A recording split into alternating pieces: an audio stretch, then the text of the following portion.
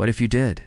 This is a very old clip from your personal channel. All the way back in 2018, you had just hit 1 million subscribers and was making this video to share your gratitude and also to show what you was doing to get there.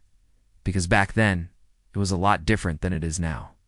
But also at the same time, some of the things that you were doing in these videos have been copied and pasted into your workflow even up until today. So let's take a look at this list, and I'll tell you which ones still apply even in 2025. The first thing on this list is writing a detailed plan for every single video. And that's something that has stuck around. My whole philosophy of YouTube is that you should be treating every single video like an individual business. That means that before you even sit down to film anything, you need to know who you're trying to reach with this video. What do you want to say to them? Why should they listen to you?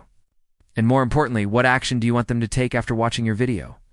This is a process that I've talked about in other videos, and something that I still stand by to this day. Next up, we have optimized titles, thumbnails, and descriptions for search.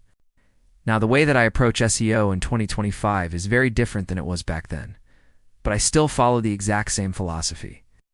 Back in the day when I was creating this video, the focus was solely on keyword stuffing your title, your thumbnail, and your description so that YouTube could understand what your video is about and be able to push it out to the right people. But these days, I don't really think that that's as much of a factor anymore. In fact, YouTube's actually come out and said multiple times that they can understand context and they can understand what your video is about without you necessarily having to spell it out for them. For example, here's a video that I did where I talk about how you don't need to use keywords anymore, and instead, you should be using something called semantic SEO. So that's a strategy that has evolved over time, but the principle of understanding what the video is about and then putting that knowledge into your title, thumbnail, and description. That's still something that I stand by to this day. Another one from the list is create videos that are easy to watch on mobile devices. I'm saying that this one has definitely stood the test of time. When I first started making YouTube videos, it was primarily on my computer, meaning that I would film myself talking off to the side while I was editing in Adobe Premiere Pro. Eventually, I moved over to a camera, and I'm sure a lot of you have seen those types of videos from creators, where they have themselves set up in front of a camera and they're talking directly to the lens.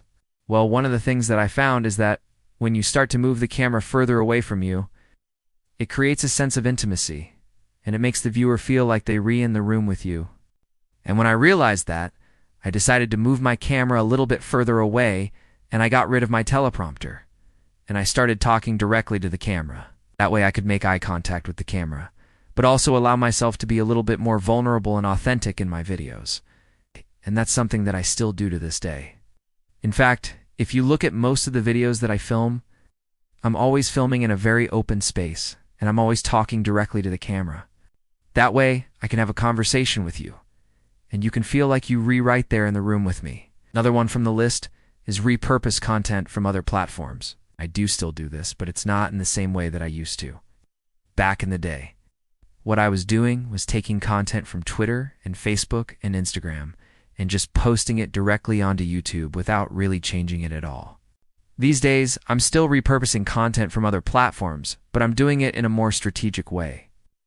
I'm taking the core message from another platform and then adapting it to work better on YouTube. For example, if I see a tweet that's performing really well, I'll save that tweet and then I'll think about how I could turn that into a longer form video. Or if I see an Instagram post that's getting a lot of engagement, I'll save that post and then I'll think about how I could expand on that topic in a YouTube video. The key is to not just repurpose the same content across all of your platforms, but instead to use the ideas from other platforms to inspire your content on YouTube. All right, moving on to the next one. The next thing that I mentioned in this video was write a detailed plan for every single video. I kind of already went through this one, but it's a big part of my philosophy when it comes to YouTube. Like I said earlier, I think you should treat every video as like an individual business, and that means that before you even sit down to film anything, you need to have a plan. That plan should include who you're trying to reach with your video. What do you want to say to them? Why should they listen to you?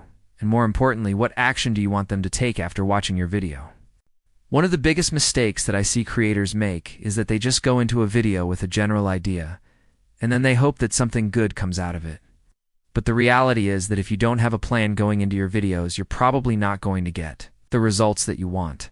I've made hundreds of videos on this channel, and almost all of them have been planned out in advance. I'll spend hours each week just coming up with new ideas for videos, and then writing out detailed plans for each one. Once I have a plan in place, it makes it so much easier to film the video and edit it together in a way that makes sense. If you're not someone who likes to plan things out in advance, then I highly recommend that you try it out and see how it goes. You might be surprised at the results that you get. And last but not least, we have studied successful channels in your niche. This is something that I haven't done in a very long time, but it's something that I highly recommend to any creator that wants to grow their channel. If you want to be successful on YouTube, then you need to learn from other people that are successful on YouTube. Take some time to look at the channels that are similar to yours and see what they're doing right. What are they doing differently than you? What could you learn from them? Don't just copy what they're doing, but take some time to understand the why behind it. Why do you think they're doing it that way? Do you think it's effective? Why or why not? By studying other successful channels, you'll start to develop a better understanding of what works on YouTube and what does too. Then you can take that knowledge and apply it to your own channel. You'll start to see improvements in your videos, your channel, and ultimately your growth on the platform. So there you have it. 5 of the most important things that I learned in the very first year of making YouTube videos, and 3 of them I still follow today.